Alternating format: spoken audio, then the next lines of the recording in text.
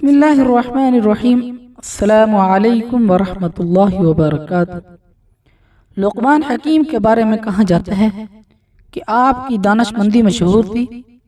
आपके आका ने आपको बेचने के लिए पेश किया तो एक आदमी जो काश्तकार था आपको खरीद लिया और अपने साथ घर ले गया।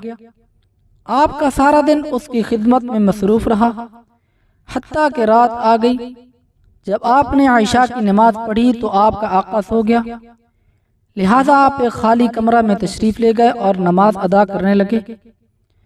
जब रात का एक पहर बीत चुका तो आपने अपने आका से कहा, मेरे आका, बहिश्त को आरास्ता कर दिया गया है और जहन्नम को भड़का दिया गया है। जो शख्स आखिरी नेमतों को हासिल करना चाहता है वो इतना ज्यादा सोया नहीं करता। मालिक ने जवाब दिया, गुलाम चले जाओ, मेरा रब बड़ा गफूर रहीम है। ये कहकर वो फिर सो गया और हजरत लुक़मान अपनी जगह वापस आ गए और फिर नमाज में मशगूल हो गए। जब रात का दूसरा पहर भी गुजर गया तो फिर अपने आका के पास आए और उसको हिलाकर कहने लगे, मेरे आका, जो वक़्त गुजर गया वो तो गुजर गया, अब भी उठ जाओ और बाकी वक़्त में रब की रहमत तलब कर लो और तोशे आखिरत तैयार कर लो, क्योंकि थोड़ी देर ही बाद तुझे आखिरत के सफर पर रवाना होना है। अब के मालिक ने फिर जवाब दिया, ए गुलाम चले जाओ, मुझे सोने दो, मेरा रब बड़ा गफूर है और निहायत मेहरबान है। हजरत लुक़मान फिर अपनी जगह वापस आ गए और नमाज अदा करने लगे।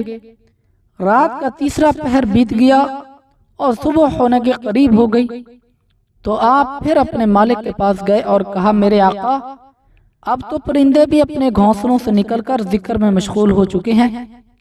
बियाबानों में जंगली दरिंदे भी अपने ठिकानों को छोड़कर अल्लाह ताला की हम्दो सना में मसरूफ हैं।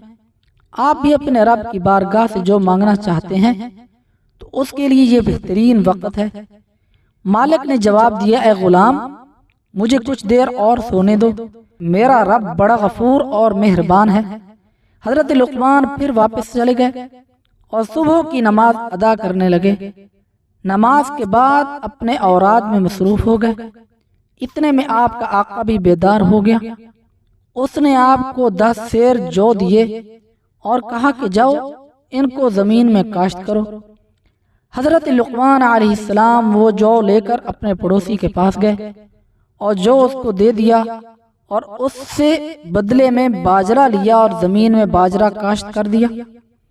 कुछ अरसा बाद वो बाजरा उग गया तो लुक़मान और उनका मालिक जमीन में चक्कर लगाने गए।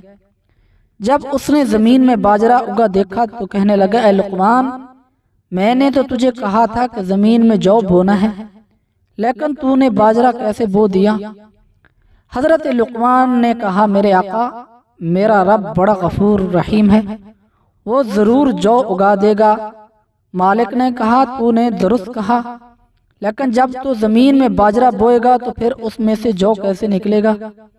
हजरत लुक़मान ने फरमाया, बिल्कुल इसी तरह मेरे आका, जब आप गाफरों की तरह पड़े सोते रहेंगे तो सालिहीन के दर्जात को कैसे पा सकेंगे?